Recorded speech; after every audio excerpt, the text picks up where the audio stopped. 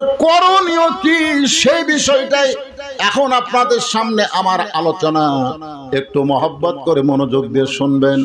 আল্লাহর নবী খাদিজাতুল কুবরা যখন দুনিয়া থেকে বিদায় নিলেন, দুনিয়া থেকে যখন খাদিজাতুল কুবরা দুনিয়া থেকে যখন বিদায় নিলেন, তখন নবী তাকায় দেখে 4টা মেয়ে নবীর কাঁদতেছে।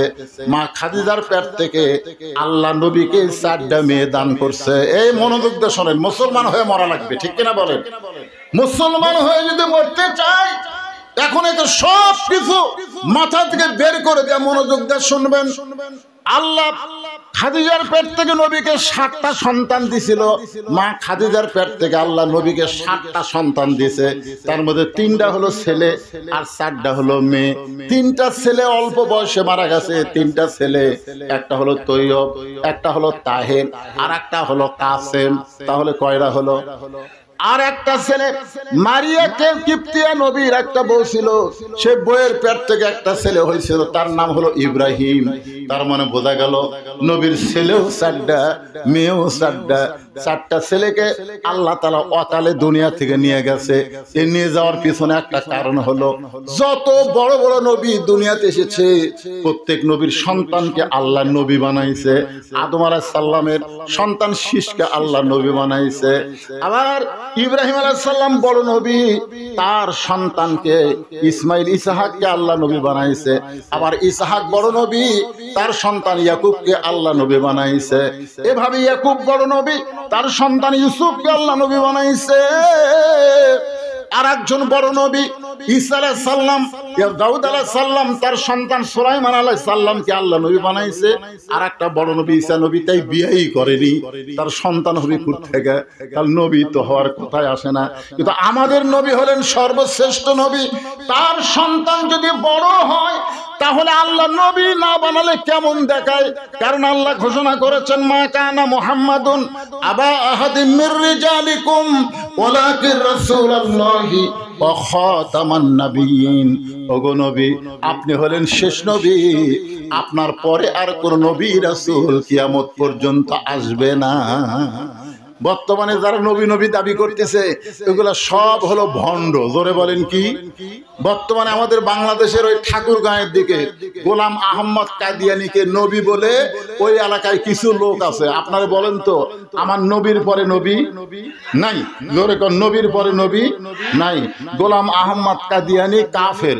গোলাম আহমদ কাদিয়ানী, সবাই বলেন বিশ্ব নবীকে যারা ভালোবাসেন গোলাম আহমদ কাদিয়ানী বললেই আপনারা বলবেন কাফের। গোলাম আহমদ কাদিয়ানী নবীর পরে নবী নাই। বাংলাদেশের প্রত্যেকটা জায়গায় আলেমরা বলতেছে এই কাদিয়ানীকে অমুসলিম ঘোষণা করতে হবে। তোরা কাদিয়ানী নিয়ে থাক, কিন্তু তোরা মুসলমানের বাচ্চা না। মুসলমানের বাচ্চা বিশ্ব নবীর পরে কোন নবী বিশ্বাস করতে পারে না। নবী তাকে দেখে নবীর 4টা মেয়ে কাঁদতেছে। 4টা মেয়েই কাঁদতেছে। 3টা মেয়ের কান্নার শব্দ শোনা যায়, কিন্তু একটা মেয়ের কান্নার কোনো সাউন্ড নাই, শুধু চোখ দিয়ে দর দর করে পানি পড়তেছে। 3টা মেয়ে কাঁদতেছে, কান্নার শব্দ আছে। আমার মা মইরা গেছে রে, কোথায় গেলে বলো আমরা মা পাবো রে, আমার মা মইরা গেছে রে। এরকম কিন্তু মেয়েরা কান্দে, কান্দে না ভাইজান? আপনার এলাকায় যখন বাপ মরে যায় মেয়েরা কান্দে না?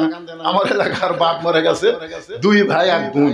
বোন এসে বাপের লাশের কাছে কান্দা শুরু করছে, আমার বাবা মইরা গেছে রে, মরার আগে খাট দিবার চাছিল, সে খাট আমাকে দিবি কে, আমার বাবা মইরা গেছে রে। আপনার বলেন তো ওই কান বেড়াচ্ছে না খাট আদায় করে যাচ্ছে? বড় ভাই যা বলতেছে কান্দিস না, যে খাট আব্বা দিবার চাইছিল সেই খাট আমি তো কিনে দিব রে, তাও বাবার লাশের কাছে কান্দিস না, বাবা রুহু কষ্ট পাবে। কিছুক্ষণ কান্না থামায়া আবার মিন শারিল ওয়াসওয়াসের খান্না, আর ভিতরে শয়তান বলতেছে খাট হলো কিন্তু তোষক বালুস এইগুলোকে দিবি। তখন বলতেছে বাবা যে খাট দিবার চাছিল বড় ভাই সেই খাট দিবে, কিন্তু এখন তো শোক বালুস দিবে কে, আমার বাবা মইরা গেছে রে। তখন মেজো ভাই সে বলতেছে কান্দিস না পাগলি, এগুলো সব আমি দেবো যা, তাও বাবা কষ্ট দিস না। আসলে ছেলেরা কিন্তু বাবাকে অত্যন্ত ভালোবাসে। জোরে কথা কন না কেন? কান্দে না থেকে ভালোবাসে না তা কিন্তু না, কান্দে, হাউমাউ করে কান্দতে পারে না, চোখ দিয়ে দর দর করে পানি ছাড়ে। জোরে কোন কথা ঠিক কিনা?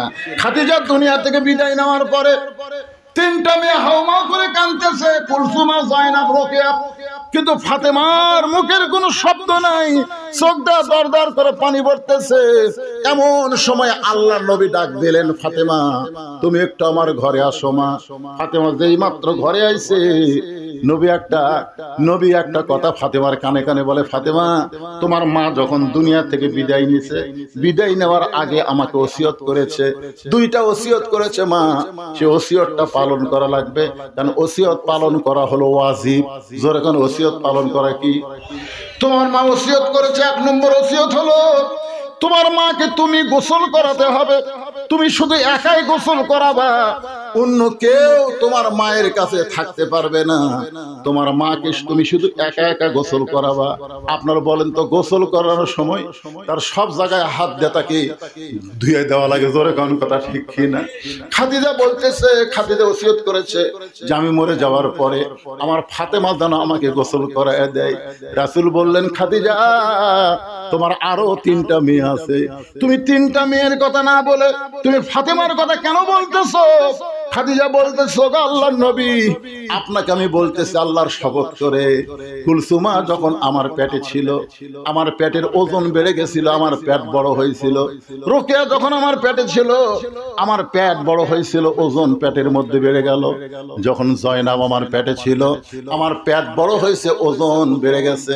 এই তিনটা মেয়ে যখন জন্ম নিয়েছে, আমি প্রসব বেদনা বুঝতে পেরেছি, কিন্তু আল্লাহর শপথ করে বলতেছি, ওই ফাতেমা যখন আমার পেটে আসলো, আমার পেট বড় হয়, কিন্তু আমার পেটের মধ্যে কোনো ওজন হয় নাই। আর ফাতেমা যখন দুনিয়াতে আসলো, আমার কোনো প্রসব ব্যথা হয় নাই। আমি তাকাই এদিকে, ফাতেমা তার দুইটা হাত দিয়া তার ইজ্জতটা ঢেকে দুনিয়াতে জন্ম নিয়েছে। ওগো আল্লাহর নবী, ওই ফাতেমা যেন আমাকে একাই গোসল করায় দেয়। দুই নম্বর ওসিয়ত হলো ফাতেমা যেন আমাকে একাই কাফনের কাপড় পরায় দেয়, অন্য কেউ যেন ফাতেমার সঙ্গে অংশগ্রহণ না করে। রাসূল বললেন, ফাতেমা তোমার মাকে তুমি গোসল করায় দাও। এবার ফাতেমা একা একা গিয়ে খাদিজাতুল কুবরা, যিনি ইসলামের প্রথম মহিয়সী নারী, সর্বপ্রথম যিনি আল্লাহর নবীকে নবী বলে স্বীকার করেছে, সুবহানাল্লাহ বলেন, সেই খাদিজাকে গোসল করালেন।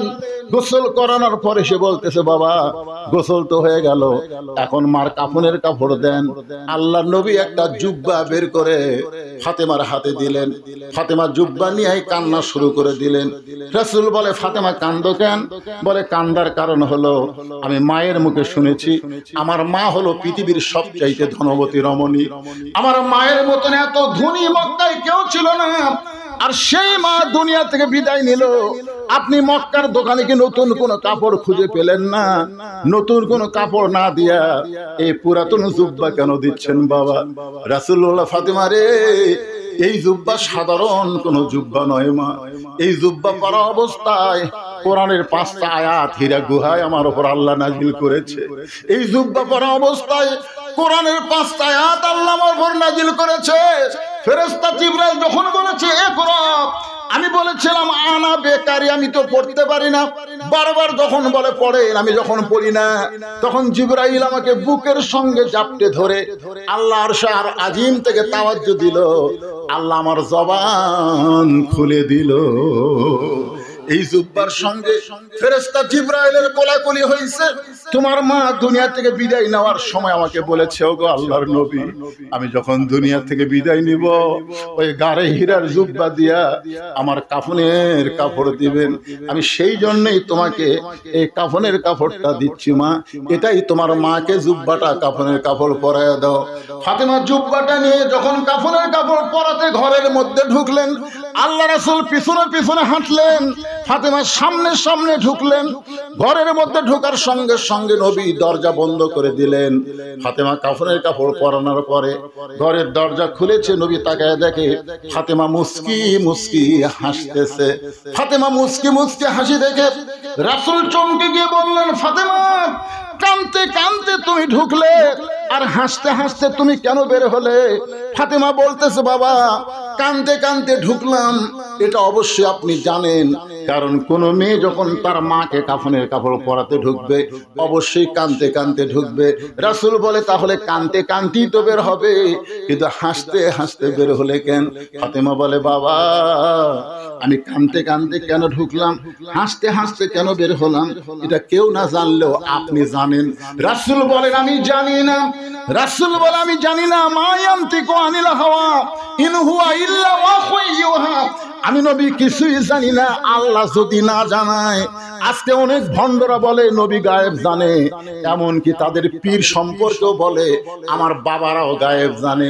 আপনারা বলেন তো গায়েবের এক নম্বর মালিক কে? আরো জোরে বলেন, মালিক কে? হুয়াল্লাহুল্লাযী লা ইলাহা ইল্লা হু আলিমুল গায়বি। পড়েন না আপনারা? পড়েন না? সূরা হাসরের শেষ দিনাতে পড়েন না? তাহলে গায়েবের মালিক কে? আরো জোরে। কোন পীর সাহেব গায়েব জানে? নবী জানে। নবী বলেছেন, আমি যা জানি তোমরা তা জানো না, আমিও জানি না, আল্লাহ যদি আমাকে না জানায়। ফাতেমা তুমি কাঁদতে কাঁদতে ঢুকলে এটা আমি জানি, কিন্তু হাসতে হাসতে বের হলে এটা আমি জানি না। ফাতেমা বললেন, বাবা তাহলে আপনি শোনেন, আপনার জুব্বা নিয়ে যখন আমার মাকে পরাবার চাই, এমন সময় দেখি ইয়ানজুরু বিনুরিল্লাহ, আমি নূরের চোখে তাকায় দেখি আমার মায়ের শরীরে আল্লাহ জান্নাতের পোশাক পরায়া দিছে। সঙ্গে সঙ্গে নবী বসে বললেন, নবী বসে বললেন, বসে মাটির মধ্যে হাত দিয়ে বললেন, আল্লাহ যখন আমাকে নবী বলে কেউ স্বীকার করে নাই, তুমি যখন আমাকে নবুয়ত দিলে, আমি তখন মনে মনে চিন্তা করলাম আমি যে নবী, আমি কার কাছে বলবো, আমাকে কে বিশ্বাস করবে? সর্বপ্রথম আল্লাহ রাসূল খাদিজার কাছে গিয়ে বললেন, খাদিজা আল্লাহ তাআলা আমাকে নবুয়ত দান করেছে। খাদিজা বলতেছে, আমি নবী হিসাবে আপনাকে গ্রহণ করে নিলাম। নবী চমকে উঠছে, কারে? শোনেন, নিজের বইয়ের কাছে হুজুর হওয়া যে কি কঠিন। আমি কিন্তু আপনাদের কাছে হুজুর, আমার বইয়ের কাছে কোনদিন আমাকে হুজুর কয় না। সাদিয়ার বাপ, বড় মেয়ের নাম সাদিয়া, না হয় ছোটটার নাম সামিয়ার বাপ। আমি একদিন কলাম, কে রে মানুষ আমাকে হুজুর কয়, তুমি একদিন আমাকে হুজুর কও না কেন? কও হুজুর, ও হুজুর আসেন ভাত খান, হুজুর আসেন। আর বউ খেলে হাসে, না হাসো কেন? বলে জনগণ আপনাকে চিনে না তাই হুজুর কয়, কিন্তু আমি চিনি তো, মালটা কি আমি জানি না। নিজের বইয়ের কাছে হুজুর হওয়া যে কি কঠিন, আর সর্বপ্রথম নিজের বিবির কাছে আল্লাহর নবী, সুবহানাল্লাহ বলেন না কে? ভাইজান যাত্রার পথে ঘুরতেছেন, যাত্রার পথে ঘুরতেছেন, যাত্রা লেতা লেতা করতেছেন, ওই কেমন নেতার বইয়ের কাছে জানতো। আমি তিনটা কথা বলি, অনেক মাহফিলে বলেছি, মৌলবীর বাড়িতে কোনোদিন মিলাদ হয় না, দেখবেন। ডাক্তারের বউ কোনোদিন সিজা করে না, আর পীরের বউ কোনোদিন মুরিদ হয় না। আপনারা খেয়াল করে দেখবেন, মৌলানারা জানে মিলাদ একটা পড়ায়, কিন্তু পায়ে দেখা পড়ায়, কিন্তু নিজের বাড়ি যারা ডাক্তার তারা জানে সিজার করে বাচ্চা হলে মায়েরও ক্ষতি, মায়েরও ক্ষতি, বাচ্চারও ক্ষতি। এই জন্য যারা বড় ডাক্তার তাদের বউ নর্মালে বাচ্চা নেয়, সিজার করে বাচ্চা নেয় না। কারণ সিজার করে বাচ্চা নিলে বাচ্চা অষ্টাউর হয়, অষ্টাউর। বুঝলেন না? জন্ম হওয়ার 2 দিন আগে যে পেট কাটছে, পেট কেটে দেখবেন পেটের মধ্যে ঘুমিয়ে পারতেছে। ডাক্তাররা কয়, কে রে এত নর্মালে 2 দিন পরেই জন্ম নিত, কিন্তু আমরা টাকার লোভ পেট কাটছি, এত ঘুমি ভাঙ্গেনি। তখন 4-5 জন ডাক্তার বসে কয়, কি করা হয়? ওই পেটের মধ্যে বাইর করে একটা ঘুরানি দেয়। তখন ঘুম ভাঙানোর জন্য পেটের মধ্যে বাইর করে একটা ঘুরানি দেয়, ওই ঘুরানির মাথার ঢাকি খায়, করে কান্দা ওঠে। এই কান্দা ওঠার কারণেই ওই এখন মোবাইল ছাড়া ভাত খায় না, মোবাইল ছাড়া কান্না থামে না। ধরে কোন কথা ঠিক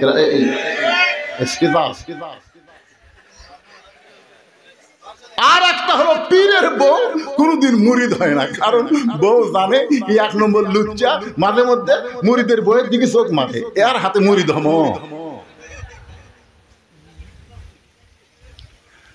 কিন্তু সর্বপ্রথম যিনি নবীকে নবী বলে স্বীকার করেছে তিনি হলেন নবীর বিবি খাদিজা।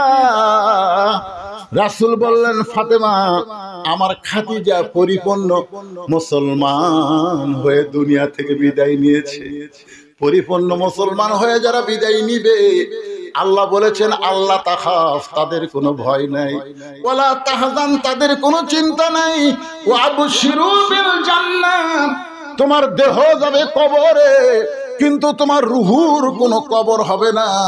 ও মুসলমান, তোমার রুহু যাবে ইল্লিন নামক জান্নাতের বাগানে। খুশি না বেজা? এটা কি দিছে ভাই, কি দিছে রে? হ্যাঁ, তো যারা নামাজ পড়ে না ডাহা কাফের। মান তারাকা সালাতু মুতাম্মিদান ফাকাত কাফারা। 5 ওয়াক্ত লা ইচ্ছা করে 1 ওয়াক্ত নামাজ না পড়লে কাফের কাফের কাফের। কথা কন না কেন, কথা কন না কেন? এই হিজবুত তাওহীদ আর হিজবুত ফারা যাই কোন এই সব শালা ভণ্ড। রাসূল বলেছেন 73 কাতার হবে, 1 কাতার আমি নবী সাহাবীর অনুসরণ করবে, তারাই কেবল জান্নাতে যাবে। জোরে কোন কথা ঠিক কিনা? এক দল, এক দল। আমরা হলাম সেই দল। আল্লাহ কবুল করুক। জোরে কোন আল্লাহুম্মা আমিন। আল্লাহ আমাদের সবাইকে মুসলমান হিসেবে কবরে নিও। ভাইজান, এখানে চেয়ারম্যান সাহেব একটা কথা বলেছে, ফজরের নামাজ আমাদেরকে তাকবীরে উলার সাথে জামাতের সঙ্গে পড়া লাগবে। এই জন্য আমাকে রাত 9টার সময় নিয়ে আইছে, রাত 9টার থেকে রাত 11টা। আলহামদুলিল্লাহ, বেশি ওয়াজ শুনে লাভ হবে না, আমল করার মধ্যে লাভ। আলহামদুলিল্লাহ বলেন, ইস্তেগফার পড়েন, আস্তাগফিরুল্লাহ রব্বি মিন কুল্লি জামবি ওয়া তুবু ইলাই লা হাওলা ওয়ালা কুওয়াতা ইল্লা বিল্লাহিল আলিয়্যিল আযীম। আমি আপনাকে একটা বইয়ের কথা বলতেছি, এই বইটা আমি কিছুটা পড়লাম। এই বইটার নাম হলো আহসানু তাজবিদ, মানে তাজবিদ মানে